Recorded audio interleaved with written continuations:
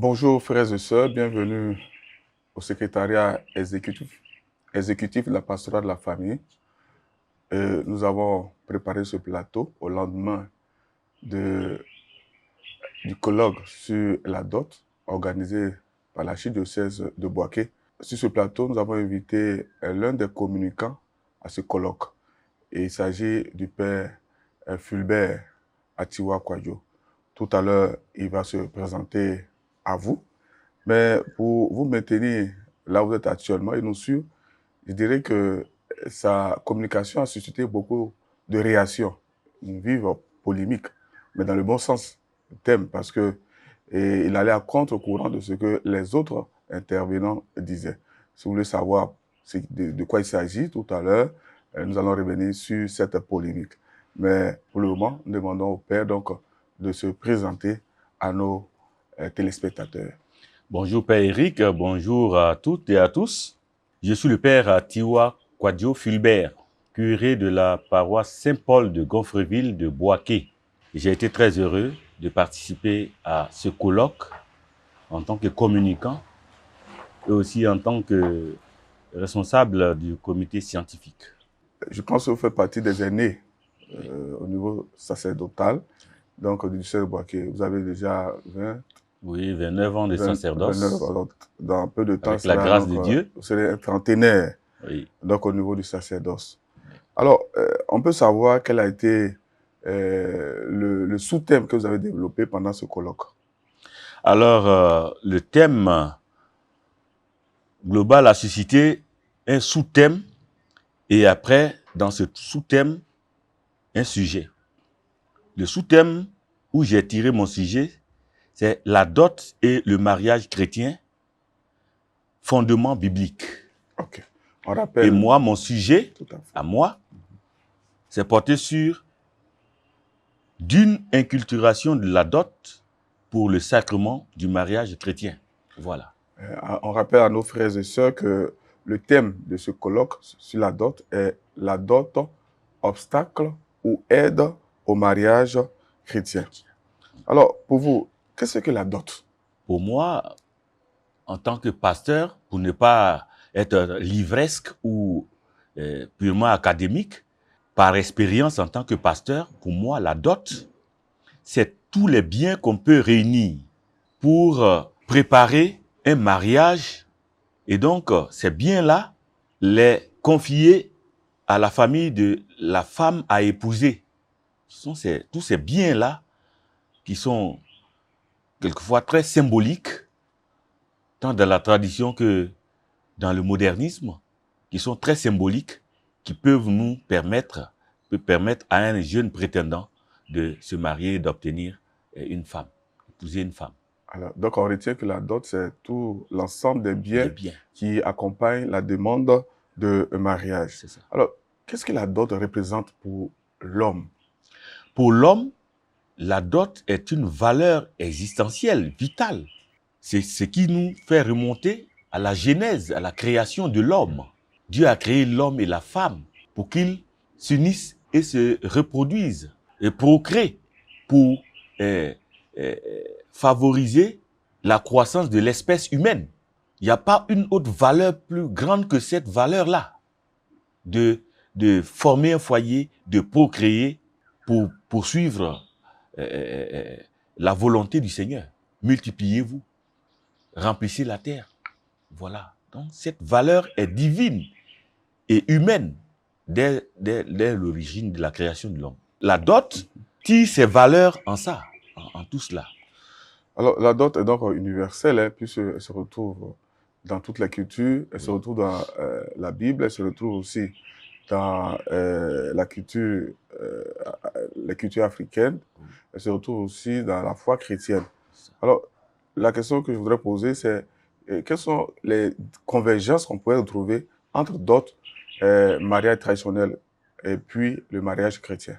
Les convergences s'attachent à la nature, disons aux natures, parce qu'il y a plusieurs natures de la dot. D'abord, la nature de la dot qui fait naître le mariage est d'origine divine. Donc, le mariage qui va sortir de la dot est d'origine divine. après, d'origine culturelle, naturelle, dans la nature de l'homme. La dot aussi, qui suscite le mariage, donne une nature traditionnelle et culturelle au mariage. Ainsi de suite. Et on a beaucoup de nature. Jusqu'à la nature religieuse. Dans toutes les religions se trouve le mariage, à partir d'une dot. Et puis, dans l'église, dans le christianisme, dans le judaïsme, dans l'islam, il y a ce mariage-là issu de la dot. Et chez nous, plus particulièrement, le mariage chrétien catholique est issu de la dot et de tout cet enchaînement jusqu'au mariage chrétien. Donc, vraiment, la dot a beaucoup de nature et donne ces natures-là au mariage qui proviennent de cette dot-là. Merci, Père. Alors, tout à l'heure, vous avez défini la dot comme l'ensemble des biens qui accompagnent donc la demande de mariage. Alors, mais concrètement, quelle est la nature de la dot, concrètement? Et quelles sont ses valeurs? La nature de la dot, dans un premier temps, dès l'origine, ce sont des objets symboliques. Et là, nous sommes dans le cas du pays baoulé. Dans la tradition, dans le cas du pays baoulé, chez les Golis de chez moi. Par exemple, les Golis sont situés à 80 km de Boaké. Oui. Dans la tradition des Golis, tous les éléments qu'on va apporter comme richesse, comme bien pour la dot en vue du mariage traditionnel sont des éléments symboliques. Par exemple, on va donner le beau foin, qui est un pagne tissé de l'écorce du bois, une bouteille de guine, et une pièce de monnaie, un ding, soit de la viande de brousse pour dire que le gars, il est un grand chasseur, il peut nourrir sa famille en protéines animales. Et, par exemple, la pêche, le poisson, il peut aller à la pêche, venir donner du poisson séché à la famille. De l'igname parce que il va prouver qu'il est brave et qu'il est travailleur. Sa famille ne sera jamais affamée. Dans tous les cas, tout ce qu'il fait est symbolique. Son respect de l'homme, son respect des beaux-parents, son respect de ses propres parents montre qu'il est brave et qu'il mérite d'épouser une femme. Alors, revenons maintenant sur la polémique qui a suscité votre communication. Si j'ai bien compris, dans vos propos, vous avez voulu dire au colloque que devant l'obstacle que constitue la dot pour certains frères, surtout les catéchistes, chefs chrétiens dans nos villages, vous avez décelé un peu de démission de leur part, de paresse et de négligence. Et cela a suscité beaucoup de rumeurs dans la salle. Est-ce que vous pouvez expliquer votre pensée pour que nos frères et sœurs puissent comprendre ce que vous avez voulu dire? Tel que le thème était formulé, on pensait plutôt à trouver des valeurs. Mais moi, si on a trouvé des valeurs pour la dot, il faut y aller. Il faut pratiquer ces valeurs-là. Comme quoi, celui qui ne pratique pas les valeurs est en deçà de ce qu'on recherche. Et donc, la polémique est que, puisque les gens sont focalisés sur le fait de voir les valeurs de la dot, soit pour le mariage ou les obstacles, moi je dis, la dot, tout le monde le sait, est une bonne chose. Et donc, si c'est une bonne chose, il y a des gens qui refusent la dot. Il y a des gens qui ne sont pas assez enthousiastes pour la dot. La valeur de la dot, c'est de prouver qu'on est capable. Le jeune homme qui veut marier une femme doit prouver sa bravoure. Par exemple, dans le temps, les gens partaient en basse-côte pour travailler dans les champs de caféiers et cacaoyers pour trouver de l'argent nécessaire et revenir, construire sa maison, créer sa plantation et, en l'occurrence, par-dessus tout, marier une femme, selon la tradition. Et ils vont pour obtenir de l'argent, pour venir faire tout cela. Vous voyez la bravoure qui est au-devant de tout cela. Mais un jeune homme qui refuse la dot, parce que la dot serait chère, serait considéré comme quelqu'un qui est fainéant, qui n'est pas courageux, il n'est pas assez brave. Et d'ailleurs, je pense que les parents même disent des choses un peu difficiles à obtenir pour montrer, pour voir si leur futur gendre serait capable d'entretenir leur fille qu'ils demandent. Et c'est ça qui a fait la polémique. Quand j'ai dit que il n'est pas bien d'abandonner la dot parce que et c'est cher. Bon, la cherté de la vie, ça dépend des sociétés où nous sommes. Dans les temps anciens, les parents, puisque nous sommes soutenus, le jeune est soutenu par ses parents pour aller demander la main d'une femme dans une autre famille, on peut trouver tout ce qu'on peut, tout ce que les parents demandent. Et si ça déborde, alors on fait des négociations. Les familles négocient pour voir la dot, le prix, là, au rabais. Et ça se passe parce que on a vu que bon, le jeune homme est courageux et donc, voilà, et on ne peut donner que ce qu'on a. Voilà. Il a prouvé sa bravoure, il a trouvé ce qu'il faut, mais s'il en reste, peut-être qu'on peut échelonner ça sur le temps pour que, même après le mariage, il puisse encore s'acquitter de ce qui est resté. Et donc, il n'y a pas de raison, je l'ai dit, il n'y a pas de raison, c'est ce qui a suscité une polémique, il n'y a pas de raison de dire que la dot est chère, alors on ne peut pas s'en acquitter pour avoir une femme. Parce que à côté de là, moi je vois, surtout ce qui a suscité ce colloque, notre père archevêque a écouté des plaidoyers pour des catéchistes pour dire que la dot est chère, c'est pourquoi on ne se marie pas. Et pourtant, moi, en tant que pasteur, dans ma pastorale, dans mes expériences, j'ai vu des catéchistes qui sont en concubinage. Ils n'ont pas fait la dot. C'est pas digne d'un chrétien. Et ils ne veulent pas faire le mariage chrétien. Parce que ça devrait se suivre. Mais s'ils n'ont pas fait la dot, c'est pas le mariage chrétien qu'ils vont faire. Alors qu'il faut passer par là. Voyez-vous comment ça freine l'évangélisation, comment ça freine. Eux-mêmes qui enseignent les valeurs de l'Église, l'Évangile, se mettent en deçà de ce qui pourrait nous conduire à faire avancer l'Église. À ce propos, il y a un autre intervenant, un de vos rares défenseurs, dans votre thèse, là, qui disait que c'est vrai, ils disent qu'ils n'ont pas l'argent, suffisamment d'argent pour payer la dot, mais ils sont capables de financer des funérailles. Oui, des funérailles grandioses. Oui. C'est eux qui sont au devant de tout, ils font tout, ils accueillent plusieurs villages qui viennent, ils les nourrissent et tout cela. Cet argent-là, on se demande d'où ils tirent ça, mais enfin, pour la petite dot, ils n'y arrivent pas. Voilà. Bon, ça me conforte dans ma position et je pense qu'on me comprend maintenant. Je ne lutte pas contre la dot, je ne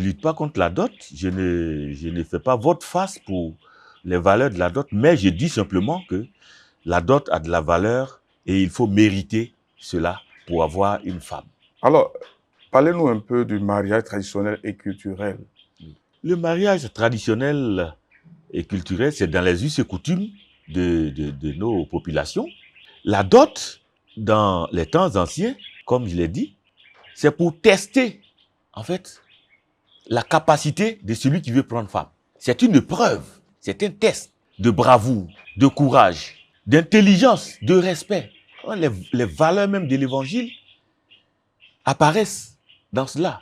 Le respect de ses propres parents et tout cela. Donc la dot, c'est une épreuve qui fait passer l'homme de l'âge d'enfance, d'adolescence et de jeune homme à l'âge adulte. La maturité. Quelqu'un qui assume sa dot passe à la vie d'adulte. Il peut parler même dans les assemblées. Il est considéré, on lui donne la parole en assemblée. Voyez-vous? Okay. Mais par contre, celui qui n'a pas fait la dot, il est considéré comme un peu un paria. Bon, c'est un célibataire qui, bon, voilà, et ça donne à certaines choses. Il est égoïste, voilà, on peut lui prêter toutes les tares. Ok, alors merci. Une autre question, de la dot au mariage chrétien, donnez-nous la vraie nature du mariage. De la dot au mariage chrétien, voilà. Donnez-nous la vraie nature du mariage. La dot fait naître le mariage. C'est quand on a payé la dot que le mariage se fait. Voilà, donc de la dot naît le mariage. le mariage traditionnel est un mariage, comme je l'ai dit, divin, un mariage civil, un mariage naturel, un mariage dans les traditions, dans les us et coutumes culturelles. Et donc, ce mariage qui a ces natures-là reflète les valeurs de l'évangile.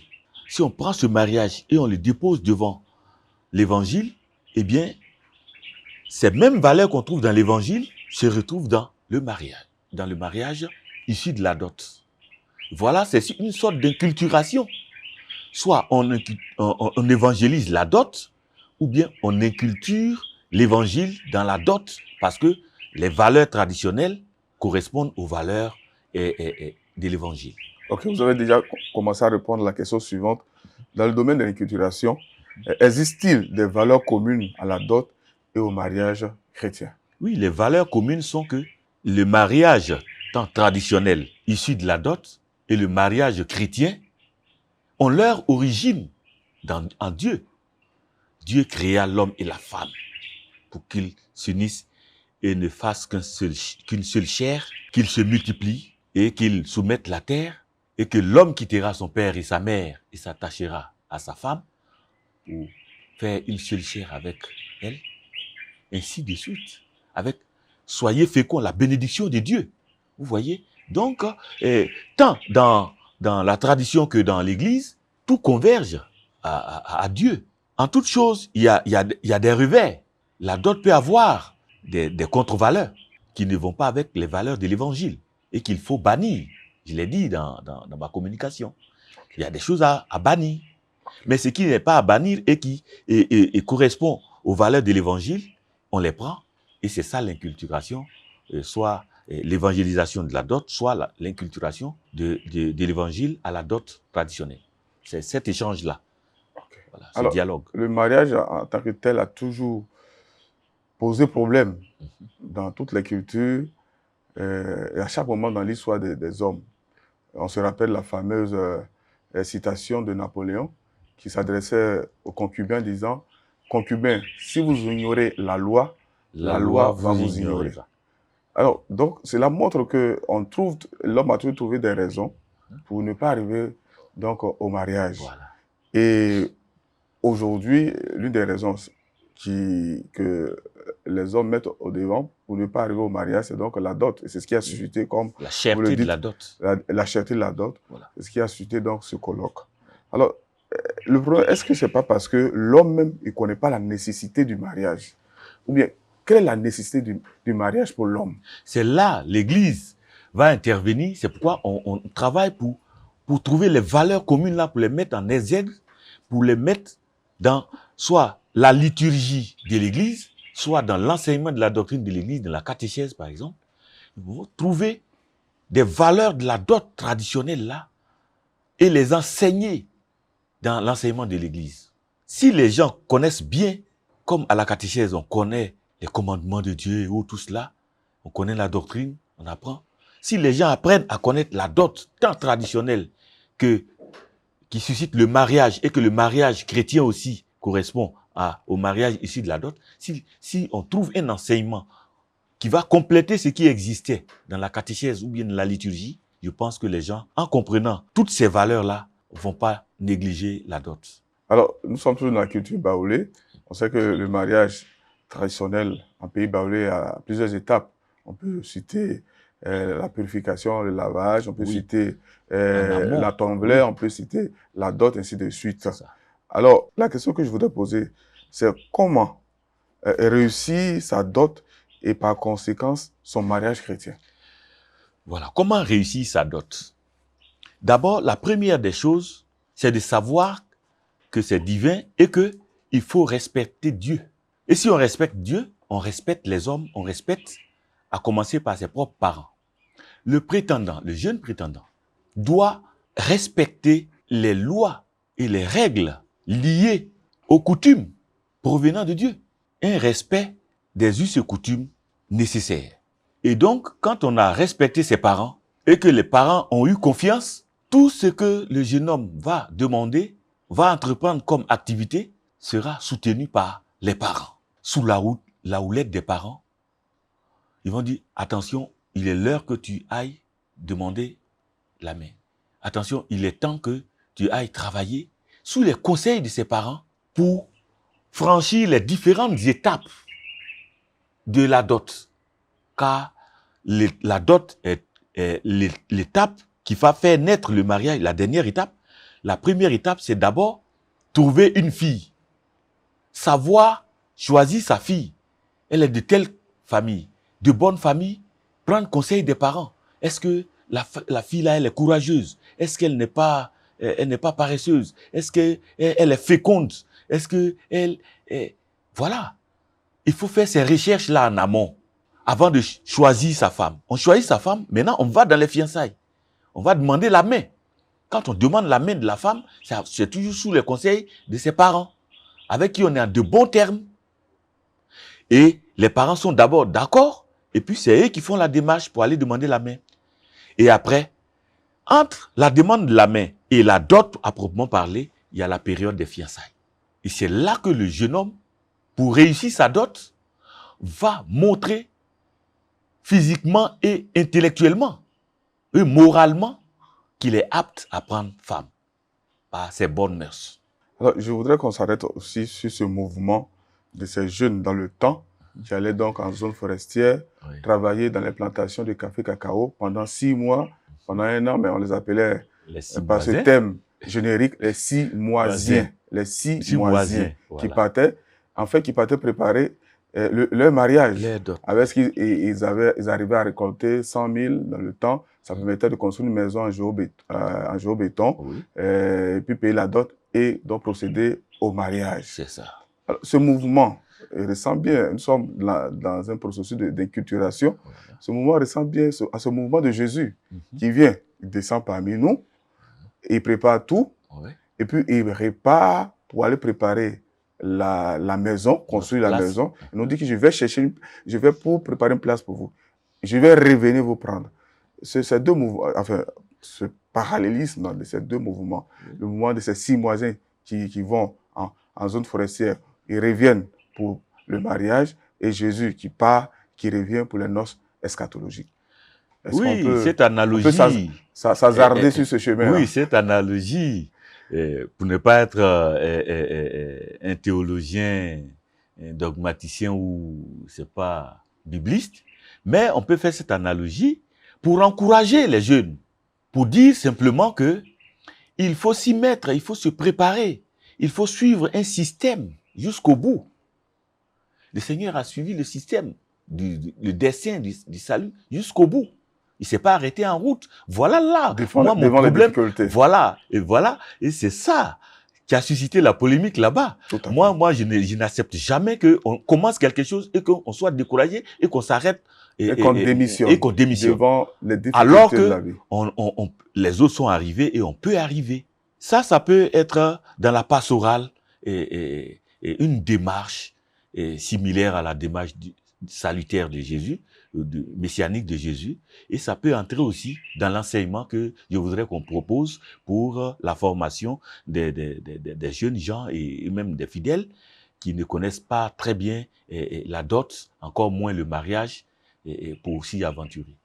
Ok, alors, un autre sujet lié à la dot, au mariage, il y a un constat. Dans le temps, on disait, et aujourd'hui nous jugeons ceux d'avant, en disant oui, les parents organisaient des mariages imposés. C'est le père qui va choisir la future femme de son fils, et l'enfant n'est pas consulté, n'est pas associé, on lui impose et tout et tout. Mais aujourd'hui, où nous sommes à l'ère de la liberté de faire la liberté de choisir, il y a un constat sociologique basé sur des éléments scientifiques, sur des chiffres.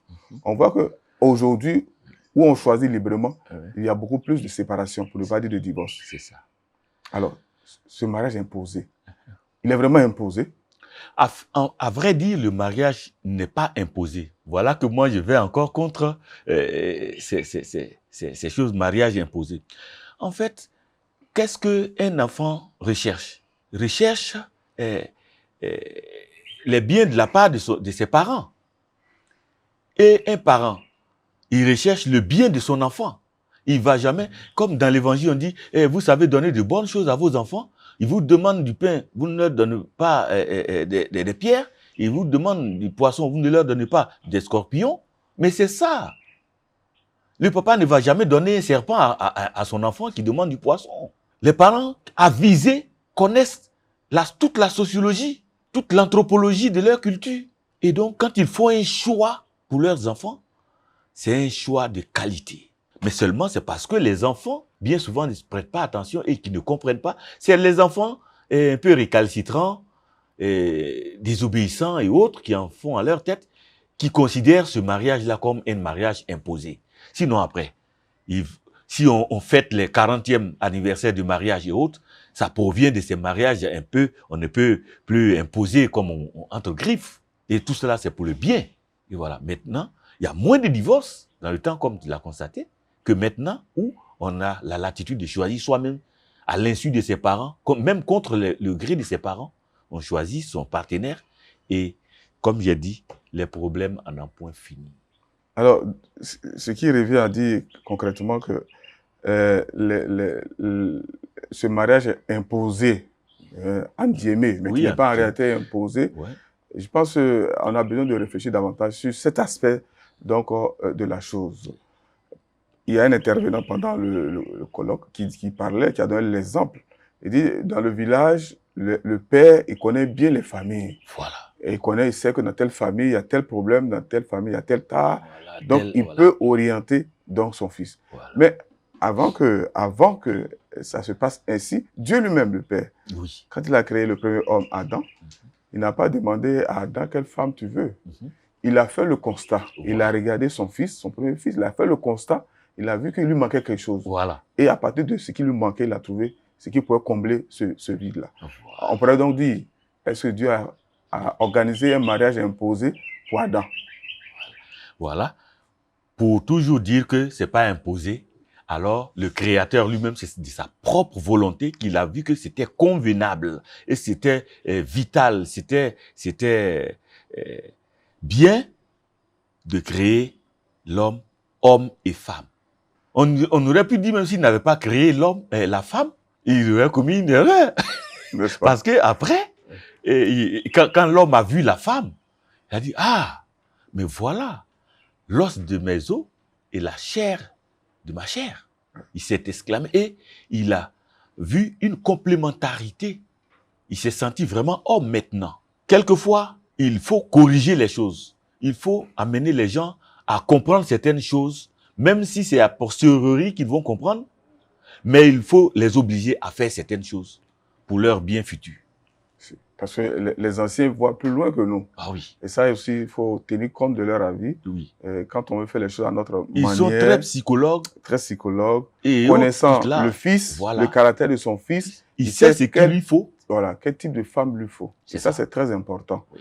Adam n'a pas été associé aux démarches pour aboutir au mariage, mais il a reçu la femme qu'il lui fallait. Voilà. Et Dieu, psychologue suprême, a trouvé que c'était ça. C'était ce qu'il lui fallait pour qu'il soit heureux. Il était tellement heureux, voilà, qu'il n'a même pas attendu que son père lui demande, mais c'est cette femme que tu veux? Non. Non, dès qu'il a vu, il a dit quoi? Il a même oublié, parce que peut-être qu'il se sentait blessé, mais après, cette douleur-là, peut-être, il a oublié ça. Parce qu'il a vu meilleur que ça, il a vu mieux que ça. Que pouvez-vous proposer sur la dot pour la liturgie chrétienne et l'enseignement de la doctrine chrétienne? Comme je le disais tantôt, il faut trouver les valeurs communes au mariage issu de la dot et au mariage chrétien. Il faut trouver des valeurs communes, les énumérer et formuler un enseignement qui complète l'enseignement du mariage chrétien. Parce que c'est occidental, hein? Beaucoup ont décrié les interrogatoires, voilà, qui ne correspondaient pas à notre culture ici. Et donc, il faut que dans notre culture, on trouve ces valeurs-là pour soit compléter les interrogatoires de mariage chrétien, soit organiser la dot. Il y a d'autres qui ont commencé déjà à faire les atomes-vlés, c'est-à-dire les demandes de main et tout cela, la démarche pour aboutir à la dot. Il y a d'autres qui ont commencé à les pratiquer dans l'église, les lavages de jeunes filles, vierges ou pas, en vue du mariage, tout cela. Il faut harmoniser tout cela pour que on puisse aboutir à un enseignement qui découle de la tradition et qui rentre dans l'église sans heurts et qui correspond aux valeurs chrétiennes. Alors, nous tendons vers la fin de notre échange. On ne voit pas le temps passer, tellement c'est dynamique. Voilà. Alors, je voudrais votre avis sur ce colloque-là, qui a été organisé dans l'archidiocèse de Bouaké. Nous avons reçu un père ici, dit le dernier colloque qui a été organisé dans ce diocèse, c'était en 1968. Donc, de 1968 à 2023, nous avons parcouru beaucoup de chemin. Alors, quel est votre avis sur l'organisation, sur ce qui s'est passé, si... Bon, voilà. Vous étiez au cœur, puisque président du comité scientifique. Oui. Ce colloque nous a permis de quand même sortir de l'ornière sur des questions qu'on murmurait depuis longtemps. En tant que pasteur, pendant 29 ans, j'ai assisté impuissant à ces choses-là. Et les démissions des choses. Bon, moi je pense que ce colloque est plus que jamais le bienvenu. Nous avons renoué avec ce colloque d'antan et les choses sont reparties là où on les a laissées. Je pense que comme l'église est dynamique, ce colloque a été tellement bien organisé avec des personnes, des experts qui ont été rassemblés, qui ont donné vraiment assez de communication allant dans le sens du thème et puis favorisant les débats et puis provoquant des débats qui nous ouvrent les yeux et qui nous orientent pour ne pas être toujours renfermés sur nous-mêmes, voir l'avenir de l'Église dans ce domaine des traditions et Église. Alors, c'est vrai, vous avez apprécié ce colloque, étant vous-même organisateur, mais en jetant un regard sur notre organisation, est-ce que il y a eu des lacunes qu'il faudrait peut-être combler pour le prochain colloque? Oui, pour le prochain colloque, je pense que il faut avoir assez de temps. C'est le temps qui a manqué, qui a fait que même les communicants ont travaillé vraiment d'arrache-pied, hein, et il n'y avait pas assez de temps, il fallait... Donc, dans un premier temps, il faut programmer le colloque sur un temps record, un temps convenable qui permette aux communicants de travailler et puis bon, pour ne pas être limité par soit le temps et autres. Et puis bon, le colloque, on pouvait le faire sur un peu plus de jours que 3 jours seulement, 2 jours et demi. Voyez-vous, ça c'est voilà. Donc comme on a commencé et qu'on a vu que il fallait assez de temps et assez de jours, alors je pense que prochainement, ça sera ces remarques-là seront prises en compte par le comité d'organisation et surtout le comité scientifique aussi. Alors, une des critiques à ce colloque, c'est la non-participation des femmes. Voilà. Il n'y a pas eu de communicante femme à ce colloque. Un commentaire? Puisqu'elles sont concernées. Oui. Je raconte cette anecdote. Quand on a fini la première journée, le vendredi, je suis allé faire des achats. Et là, je tombe sur la caissière qui me dit, mais vous êtes en train de réfléchir sur la dot? Je dis oui. Mais c'est pourquoi? C'est pour arriver à un prix? Je dis oui, on va arriver à un prix uniforme pour tous. Oui. Elle me dit, le prix, j'espère que vous n'allez pas mettre en application ce prix avant mon mariage. Avant mon mariage. Donc, elle voudrait qu'elle se marie et puis après, on va fixer le prix. Alors, les femmes étaient absentes à ce colloque. Je pense que, Père, le sujet était tellement poignant que on a oublié le côté féminin et on a fait comme si nous-mêmes on partait à la dot.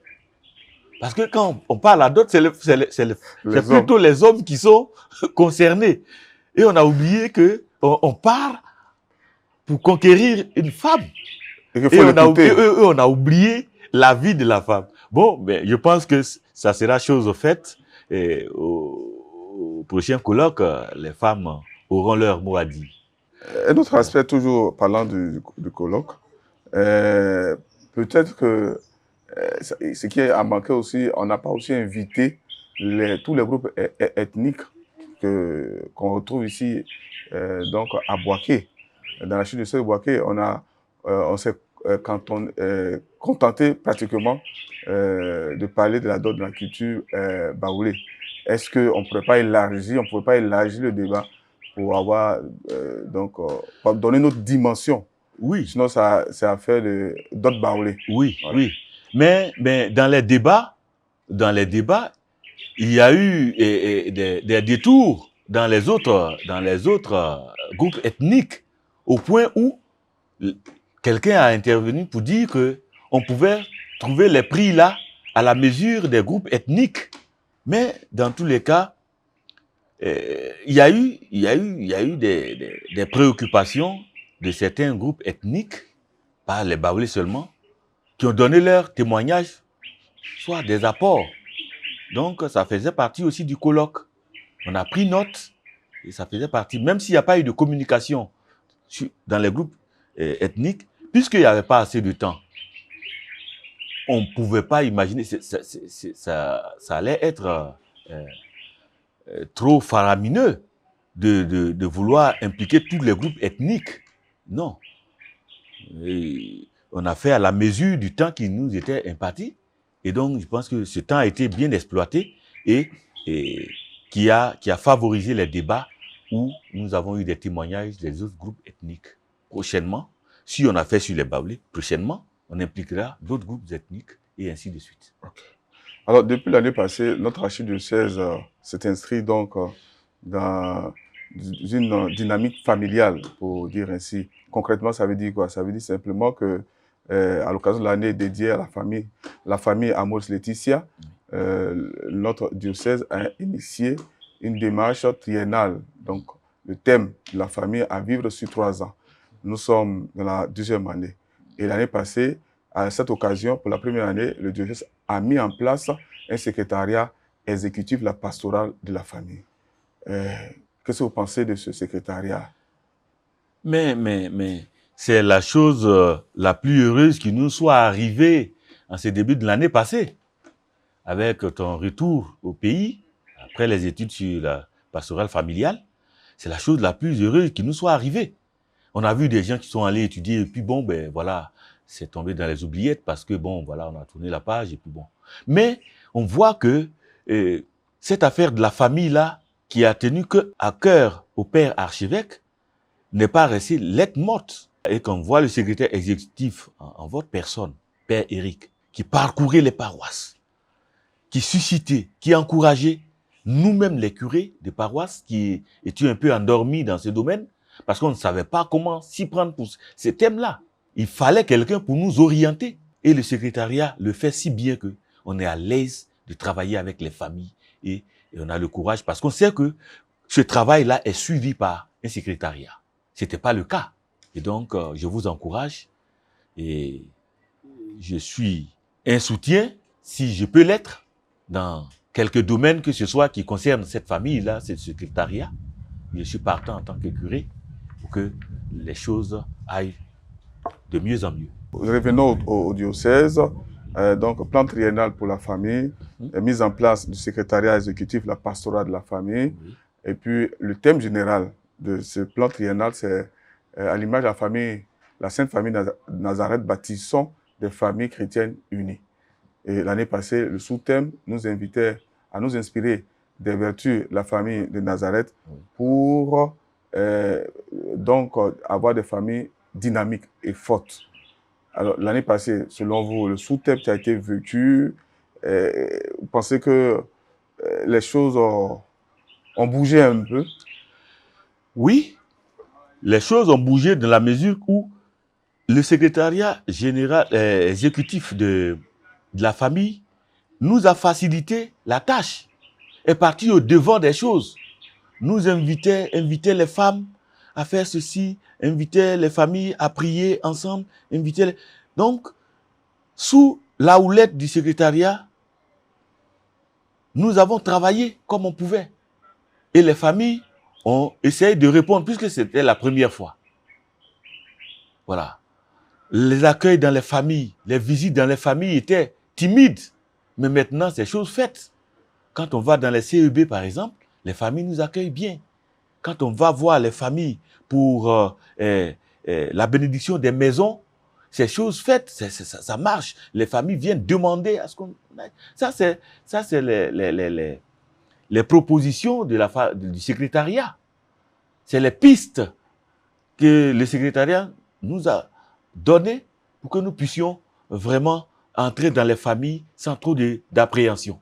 Parce qu'au début, on disait, bon, quand si tu vas trop dans une famille, bon, voilà, les gens peuvent supposer autre chose. Bon, est-ce que c'est pas parce que cette famille est aisée qu'on va là-bas? Mais vous nous avez convaincus que c'est pas ça. Et qu'il fallait vraiment partir, quel que soit les gens comprendront après que c'est pour l'évangélisation de la famille que nous allons. Et ça se passe très bien. Alors, cette année, le sous-thème est famille chrétienne, lieu d'évangélisation, d'amour et de partage. Et à cette occasion, notre Père archevêque a défini 3 actions concrètes, pastorales concrètes, pour faire de ce thème non seulement un slogan, mais une prière et surtout une action. Dans les mœurs. Exactement. Alors donc, parmi les 3 actions, nous allons essayer d'en parler. La première action, c'est donc la participation aux célébrations, aux occasions de rencontres en famille. Par exemple, pour cette année, le Père évêque a demandé qu'il y ait un seul pèlerinage dans chaque paroisse, qui est donc dénommé le pèlerinage de la famille ou bien famille en pèlerinage.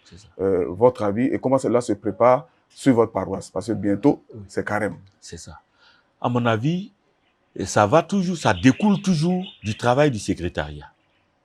Parce que c'est le secrétariat qui prend les idées de notre premier pasteur et qui les monnaie pour que nous puissions les mettre en pratique. Ça a été très bien fait. Quand, par exemple, on a dit, on va s'asseoir par famille à l'église. On a trouvé un jour où on célèbre la messe, où les familles sont assises en groupe. Chaque famille avec ses enfants. Quand on a fait ça une première fois, c'était pas bien suivi. Mais une deuxième fois, une troisième fois, maintenant les gens c'est la messe pour les familles. Donc ils viennent, même avec le bébé, la femme enceinte, tout le monde est là. Et ils font même la quête par famille. Et déjà, on voit que les gens sont très heureux. Même les plus jeunes sont très heureux d'être fiers de venir faire, par exemple, la quête. Ou bien de savoir qu'on s'occupe d'eux. Ça, c'est notre famille. Ils nous ont réservé un banc pour nous. Non, il ne faut pas aller là-bas. C'est ici, c'est chez nous. Voilà. Et ainsi de suite. Et qui disent à leurs amis, mais vous n'êtes pas nombreux, mais nous, on est nombreux. Et ainsi de suite. Voilà. On voit la convivialité familiale qui est versée dans l'église. Et ça là, sous la houlette du secrétariat exécutif, en réponse aux aspirations pastorales de notre Père évêque. Deuxième action concrète, c'est la prière. Oui. La prière en famille. Et à cette occasion, l'évêque a demandé que désormais, dans chaque famille, une fois par semaine, on puisse réciter une dizaine de chapelets. Un feuillet a été confectionné à cette occasion pour accompagner, guider, orienter nos familles. Sur votre paroisse, cela se ressent, se constate et se vit? Oui. Tout est aussi une question d'organisation. Si les familles prennent conscience déjà qu'on doit travailler en famille pour venir à l'église ensemble, je pense que ce n'est pas très difficile. On a introduit la cause. Il nous faut maintenant passer dans les familles pour voir l'effectivité de la chose. Et c'est ça la pastorale, nous y sommes. Et une fois, on est parti dans une famille et c'est un enfant qui a dit la prière de la bénédicité. Un enfant. Après, on l'a encouragé. Et je pense que quand nous sommes partis, certainement, l'autre va dire prochainement, c'est moi qui vais faire la prière de bénédicité. Tout cela, c'est pour les encourager. Je pense qu'on va un peu timidement mais sûrement, on va y arriver. Troisième action définie par notre père archevêque, qui regarde surtout les prêtres. Il s'agit donc des visites des prêtres dans les familles sous forme de bénédiction de maison, vous en avez parlé tout à l'heure, sous forme d'écoute, aller pour écouter, parce que les familles ont besoin d'être écoutées. Ça peut être sous la forme de la célébration de l'Eucharistie à certaines occasions, la vie de certains membres de la famille, donc dans les maisons. Est-ce que sur votre paroisse, il y a quelque chose qui se fait donc à ce niveau-là? Oui, j'ai donné en tant que curé un enseignement sur le fait de faire bénir ces maisons, ces domaines, ces avoirs. Et j'ai dit, mais quand on porte une chemise, il faut la laver plusieurs fois. Parce que les gens, ils disent, on a béni la maison une fois. Est-ce qu'on peut bénir une deuxième fois? Est-ce qu'on peut bénir une troisième fois? J'ai dit, mais autant de fois qu'on peut bénir une maison, on le fait. Et c'est une occasion pour que le prêtre vienne chez vous à la maison et pour rester avec vous et pour causer avec vous et pour échanger avec vous. Et c'est ce qui se fait maintenant. On a des demandes qu'on classe. Chaque prêtre a ses familles à visiter, et ainsi de suite. C'est mis en branle. C'est la première année. Je pense que ça va aller. Il y a d'autres même qui viennent nous trouver à la maison, au bureau pour parler des problèmes. Si ça continue, on leur dit, mais écoutez, si vous avez le temps, nous-mêmes, on va aller aussi à la maison pour que les protagonistes de ces problèmes-là nous voient présents et qu'on puisse parler aussi avec eux dans votre famille. Si c'est la fille qui fait problème, en nous voyant, peut-être que si on pose à la maison là-bas, parce que si on lui dit de venir voir le prêtre, il ne viendra pas. Voilà, c'est une manière aussi d'aller les rejoindre dans... Voilà. Okay. Et ça se fait à qui mieux. Okay. Ce n'est que le début. Mais alors, ça va. À partir de ces trois actions concrètes à mener, le secrétariat a donc institué le prix de la famille de l'année. Alors, est-ce que déjà les familles candidates déjà se préparent au niveau de votre paroisse? Dès qu'ils ont été informés, c'était un murmure dans l'assemblée. Un murmure pas désinvolte, même d'accord et de joie et de questionnement. Voilà. Comment ça va se faire? On pense à nous. Voilà, on va aller en Terre Sainte, par exemple. Voyez-vous. Donc, les familles sont en branle, sont en... Ok, il nous reste une minute. Voilà. Quel est votre mot de fin sur cette réalité de la dot? Alors, mon mot de fin, c'est de dire merci à notre père archevêque, Monseigneur Paul Siméon Awana et son auxiliaire, qui ont suscité ce colloque. Par simple constatation, par simple souci pastoral. Je leur dis merci de nous avoir permis de relever la tête et d'affronter cette réalité qui n'était pas des moindres dans la pastorale. Et je dis merci au secrétariat exécutif pour la famille qui a accepté d'organiser ce colloque. Et je dis merci à tous ceux qui ont participé à ce colloque. Et je prie pour que les résolutions de ce colloque soient viables et soient assez consistantes pour soutenir la pastorale, la famille, tant dans nos paroisses, dans le diocèse et jusqu'au niveau national. Que l'Esprit Saint nous éclaire pour que ce colloque aboutisse à des résolutions qui sont selon la volonté de Dieu et qui permettent l'expansion de l'Évangile et qui permettent l'épanouissement des familles. Ok. Merci mon Père pour votre disponibilité, pour votre accompagnement, pour le travail effectué au niveau du colloque. Chers frères et sœurs, téléspectateurs d'Ecclesia TV, vous vous êtes rendu compte que finalement, à la fin, la polémique a été évacuée. Le Père a voulu simplement nous encourager à payer la dot parce que simplement, c'est une preuve pour découvrir que nous sommes capables de nous occuper de notre future femme et de nos enfants. Alors, merci de nous avoir écoutés. Que Dieu bénisse vos familles et qu'elles soient toujours et davantage des lieux d'évangélisation, d'amour et de partage. Merci.